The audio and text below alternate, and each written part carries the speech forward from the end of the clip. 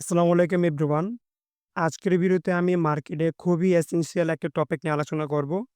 সেটা হচ্ছে ইমব্যালেন্স। আপনারা প্রায় দেখবেন প্রাইস ইমব্যালেন্স ক্রিয়েট করে এবং প্রাইস ইমব্যালেন্স আবার ব্যাক আসে এবং সেখান থেকে আপ সাইড অথবা ডাউন সাইডে একটা মুভ দেয়। প্রাইস যখন আপ ট্রেন্ডে থাকে তখন আপ সাইডে ইমব্যালেন্সকে ট্যাপ করে প্রাইস আবার আপ সাইড যায়।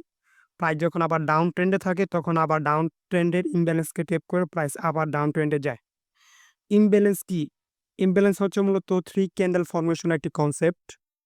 দেখুন, এখানে ফার্স্ট ক্যান্ডেলের হাই হচ্ছে এটা এবং হচ্ছে এটা। ফার্স্ট ক্যান্ডেলের হাই এবং থার্ড ক্যান্ডেলের লো এর মাঝখানের যে গ্যাপ, সেই গ্যাপে হচ্ছে ইমব্যালেন্স। মনে করুন এটা আপ ট্রেন্ড, আপ ট্রেন্ডের মধ্যে ইমব্যালেন্স ক্রিয়েট করলো প্রাইস। তখন প্রাইস কি করে?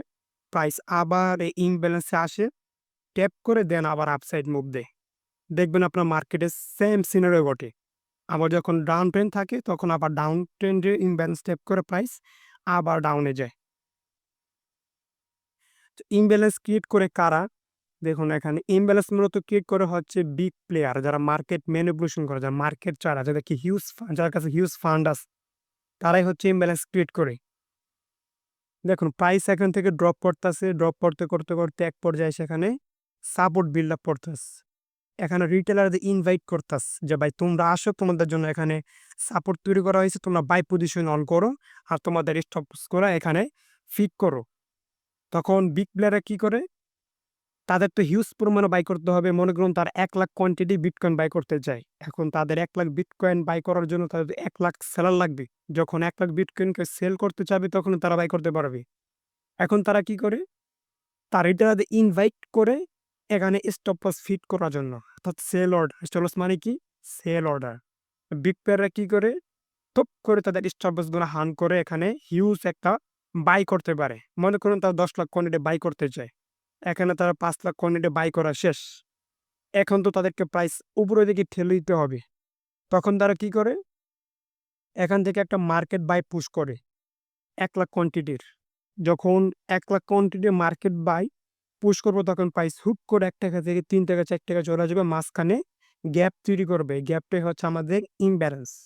এই গ্যাপ এরিয়া হচ্ছে তাদের নেক্সট টার্গেট। তারা এখান থেকে আবার তাদের পজিশন অন করবে। তারা এখান থেকে আবার বাই করবে।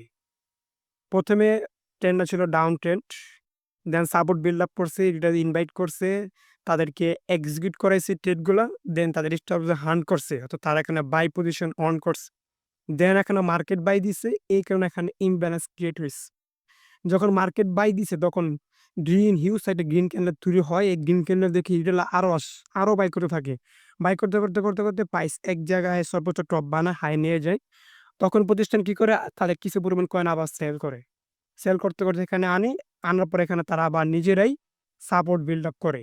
যাতে রিডারে ইনভাইট করে যে, "তোমরা আসো, আবার সাপোর্ট তৈরি করেছি, তোমরা আবার এখান থেকে এন্ট্রি প্ল্যান করো।" তখন তাদের স্টপ লস এখানে থাকে। তো বিক্রেতারা কি করে?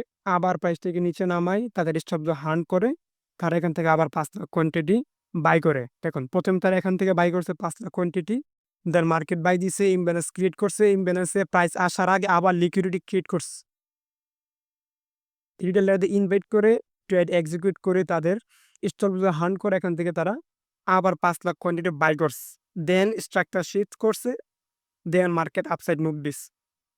তো যখন প্রাইস আপ ট্রেন্ডে যাবে তখন আমরা ইমব্যালেন্সে প্রাইস আসা পর্যন্ত ওয়েট করব এবং ইমব্যালেন্সে আসার আগে প্রাইস দেখব যে প্রাইস লিকুইডিটি ক্রিয়েট করতেছে কিনা, অর্থাৎ রিটেলাররা এখান থেকে এন্ট্রি নিতেছে কিনা এবং তাদের স্টপ লস গুলো এখানে আছে কিনা।